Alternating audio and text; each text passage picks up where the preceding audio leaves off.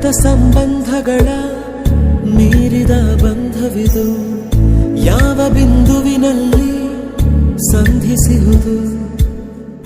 ಚಾಚಿ ತೋಳುಗಳನ್ನು ಬಿಗಿದಪ್ಪಿಕೊಳ್ಳುವುದು, ನಮ್ಮ ಪ್ರತಿ ನೋವನ್ನು ತನ್ನದೆಂದು ಕೈಯ ಹಿಡಿದು ಹೆಜ್ಜೆ ಬೆಸೆದು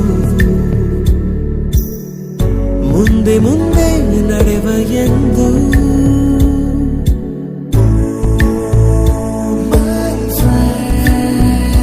ಕಣ್ಣ ಕಂಬನಿಯ ಒರೆಸುವ ಸ್ನೇಹಿತ,